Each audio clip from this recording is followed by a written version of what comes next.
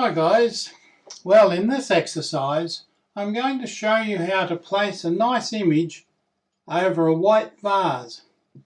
Now we can see that it's a white vase quite easily. I'll just turn that off. There's our white vase and we've got the image over it with a few additional things. Now I'll show you how to do this. It's really quite easy. This is Affinity Photo version 3. This is the new Canva Affinity. Now there's a couple of little gotchas here when you come to doing the selection there. There's no AI used in this because I'm trying to do these things without using AI for those who really don't want to use it. Now what we've got here, I've set up a document. It's an A5 size document and we can see what size this is. It's 148.2 millimeters by 214.3. So it's just slightly larger than an A5 document, which is 148 by 214 millimeters. Now we've got two images here, both from the stock studio. There's the pattern I used and the white vase I used. Let's find it.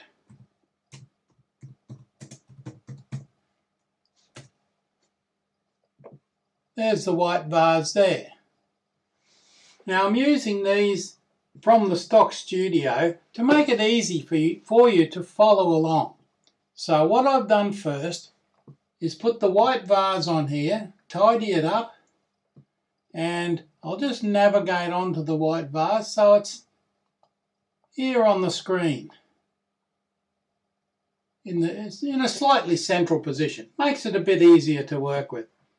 Now, then we pull that in so that we've got the two images there, but I haven't turned it on yet, as you can see.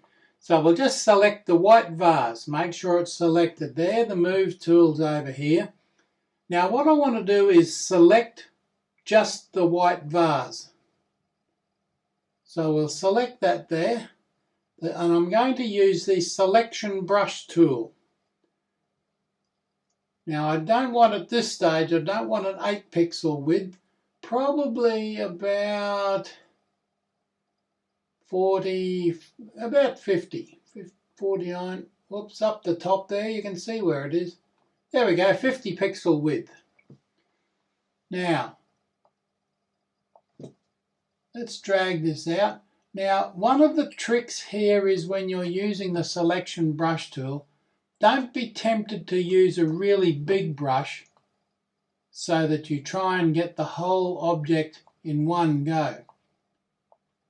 And I'm not using flood selection because with a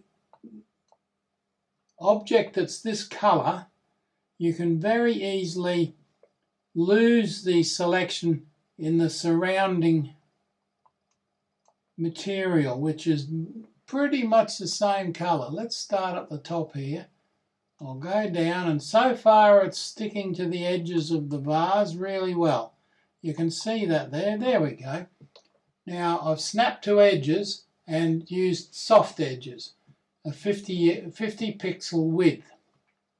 Now it looks pretty good down the bottom there. Fairly even that side, fairly even on the right hand side. But now we've got to do this bit, otherwise it won't look right. But that's a very small area, so I'm going to reduce that back down to 8 pixels, I think we'll do that. Now I'll go over here and you can see that it's just following the lip of the jug around, and I can't get through there because I don't need to anyway, because that's in shadow and we want to keep that. You'll notice the shadows down the bottom here around the vase. We want to keep those too, and I'll show you how that's important in a moment. Now we've got that selected there, and what I want to do is go over to the right hand side. I want to make that selection into its own layer. Now you could do this easily in version 2 of Affinity Photo, but with version 3 there's a bit of a hidden gotcha there. So let's go back up to the top left here and click on Refine. And it's got a nice, you can see that's almost beautifully selected. No shadows and the inside of the jug selected. We'll just leave all that because that looks good. Now the selection I was just talking about, it says mask, but we want to make a new layer. Now, for reasons known best to the developers, they've moved the object we want into that. So you've got to click on the color decontamination layer. We don't want a new decontamination layer. We want a new decontaminated layer with mask. That's the one you want, new decontaminated layer with mask. Now we can click apply. And that's what it does. We've now got a very nice clean vase picked out of the background layer. And it automatically turns off the image behind it, you see. Because there's a mask there. That's the mask there. Let's just put that back up there for the moment. Now it's our turn to turn on that layer, the pattern layer. Now, with your mouse, select the pattern layer, drag it slowly down so it's in that layer there. There you go. Now there's the vase with a nice pattern placed over it. We can turn on the entire thing now, and there it is there. Now that there is the blend options. We won't move that at the moment because what we want to do with the blend mode is select a slightly different blend mode. Multiply. You can still see the shadows there. It's darkened a little bit, but that's the image I want.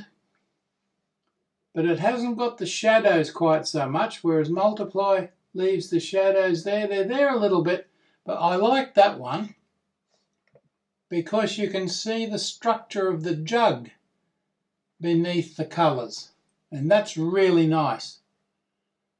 Now, if you've got a lot of horizontals in there, in that layer, make sure you've still got that layer selected. And what we'll do is go down to the bottom here to filters, and I'll select, if I can find it here, always difficult to find, mesh warp. There we go.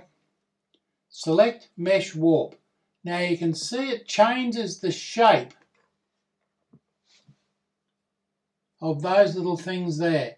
Now, why I want the mesh warp is because I want to move that around slightly so it looks more like it's following the contours of the vase rather than just a flat image on top of it.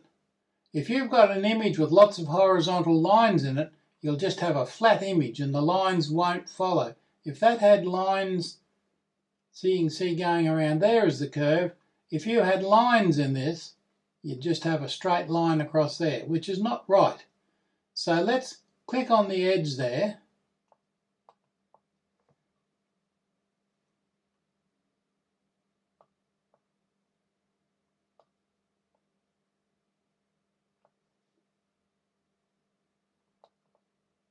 I just quickly double clicked on the bottom. It's put a line in there. What I want is a line there. And you can see how once I've got those arms in there, it's moving the shape around a little bit. So it's more likely, it looks more like it's following the curve of the jug. Now, if you had horizontal lines in there, that's how you would do it. That line there is fairly well following the curve. We could probably adjust it a bit more to go round the body of the jug. The top's okay, but that's pretty good. Now, that's using the Mesh Warp tool. What I'd also recommend, actually, because you can remove these. See the mesh warp there? You can turn it off and it goes away. turn it back on and you can see how it's deformed the jug slightly, or deformed the pattern slightly, because you're on the pattern layer, to create the effect you want. Now I'll go back up here. Just make sure we've got the move tool selected. All those funny lines go away.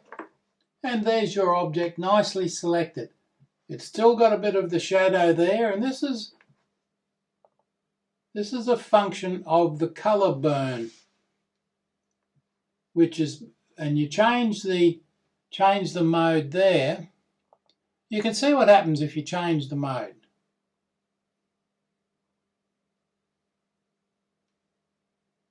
Darker color, that's very dark. Lighten. But the one we want is color burn, because it's a nice bright color and it shows the form of the jug. Just click anywhere there to get rid of those lines.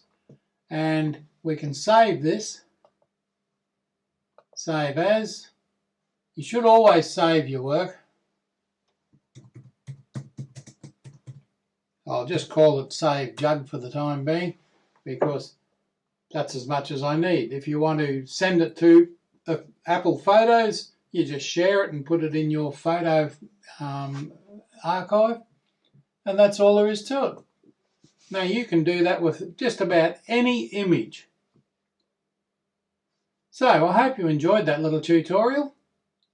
Don't forget to subscribe to the channel, and you'll see any more that come up. And as Affinity version 3 expands, becomes updated, and things like that, there'll be many more videos coming. Click the thumbs up for likes, share it with your friends, and thank you for watching.